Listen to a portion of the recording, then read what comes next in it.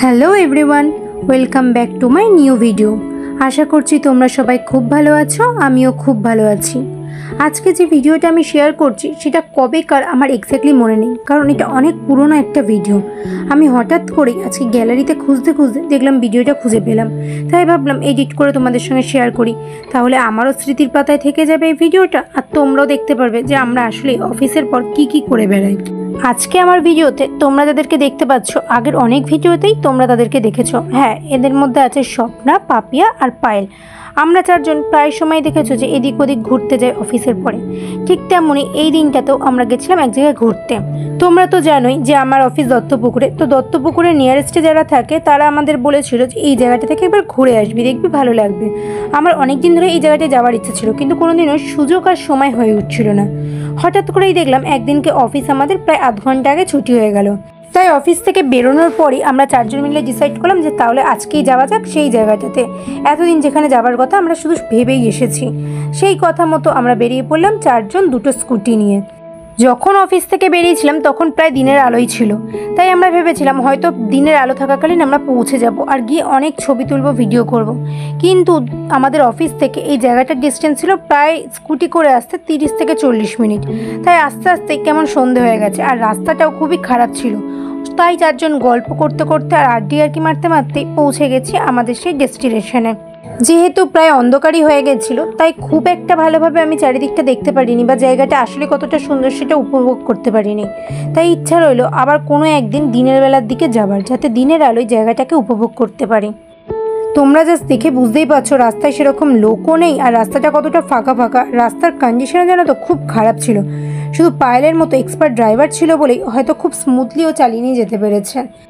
Office থেকে আমরা 5:30টায় বেরোলো, এখানে পৌঁছাতে পৌঁছাতে প্রায় আমাদের সন্ধ্যে 6:30 বেজে গেছিলো। তাই দেখো যখন বেরিয়েছিলাম তাও একটু হলেও দিনের আলো ছিল, আর এখন দেখো পুরো ঘুটঘুটে অন্ধকার। তাই ভাবলাম কি আর করা যাবে, এত কষ্ট করে এত দূর এলাম, চারপাশটা যখন ঘুরেই দেখতে পাচ্ছিলাম না, তাহলে কিছু খেয়েই যাই। হঠাৎ করে চোখে পড়লো এই যে লাইটিংওয়ালা একটা রেস্টুরেন্ট বা ক্যাফে। তাই আমরা তার সামনে আমাদের স্কুটিগুলোকে পার্ক করলাম। তো এবার পার্ক করে চলো দেখা যাক রেস্টুরেন্টের ভেতরে আদতেও কিছু খাবার পাওয়া যায় কিনা, আর পাওয়া গেলেও সেগুলো কীরকম হয় বা কেমন দাম সবই তোমাদের সঙ্গে আমি শেয়ার করব। তার জন্য পুরো ভিডিওটা দেখো প্লিজ। অবশেষে পৌঁছে গেছি যেখানে আসার ছিল সেখানে, কিন্তু এতটাই অন্ধকার হয়ে গেছে যে কি আছে না আছে আশেপাশে কিছুই বুঝতে পারছি না। আমরা যে চারজন গেছিলাম তাদের মধ্যে 3 জন, মানে আমি, স্বপ্না, পাপিয়া, 3 জনই হচ্ছে ব্লগার, আর একমাত্র পায়েলই হচ্ছে নন ব্লগার। তাই আমরা ডিসাইড করি যে এক এক করে আমরা ঢুকবো আর এক একজনের শ্যুট করে দেবো।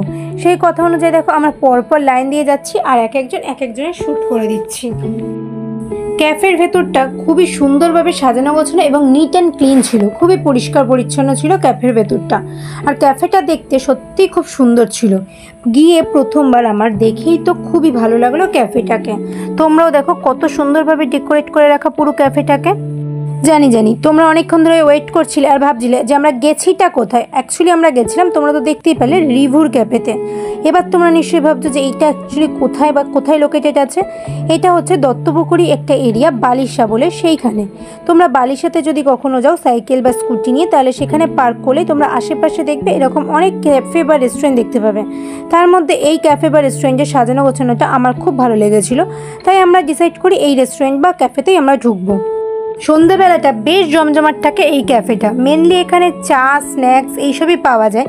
তো এই জন্য দেখো আমরা গিয়েই প্রথমে অর্ডার করে দিয়েছিলাম চা আর চিকেন পকোড়া। সেই অনুযায়ী আমাদের এক ফ্রেন্ড চলে গেছে অর্ডারটা কনফার্ম করে এবং পে করার জন্য।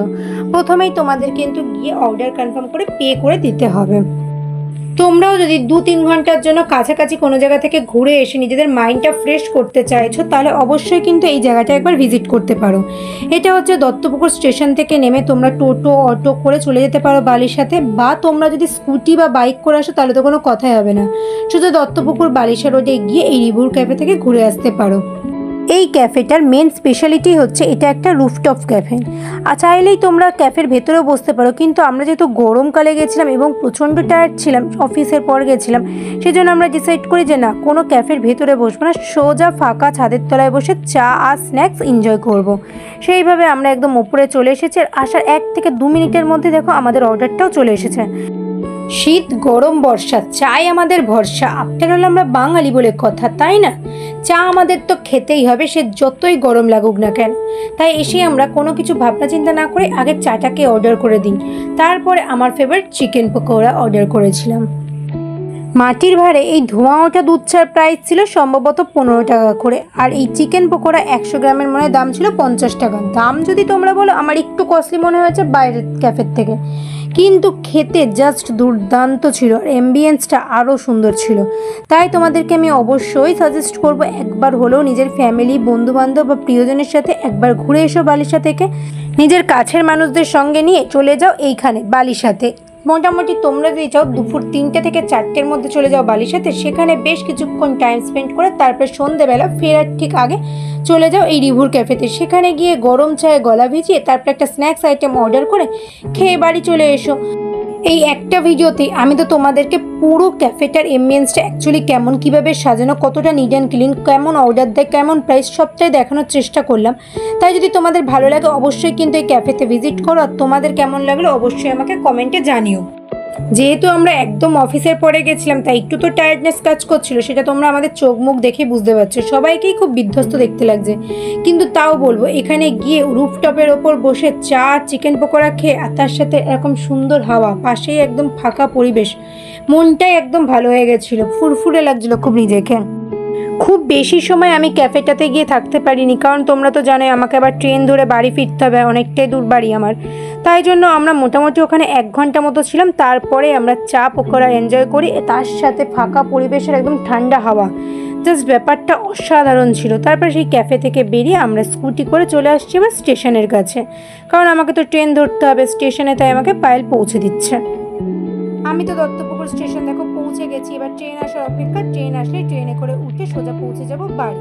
তো আজকের ভিডিওটা এই পর্যন্তই। তোমাদের কেমন লাগলো অবশ্যই কমেন্ট করে জানিয়ে, যদি ভালো লাগে অবশ্যই চ্যানেলটাকে সাবস্ক্রাইব করে বেল আইকনে ক্লিক করে রেখো, আর যদি ফেসবুক থেকে দেখে থাকো অবশ্যই ফলো করে পাশে থেকো। সবাই ভালো থেকো, সুস্থ থেকো, দেখা হচ্ছে অন্য কোনো ভিডিওতে।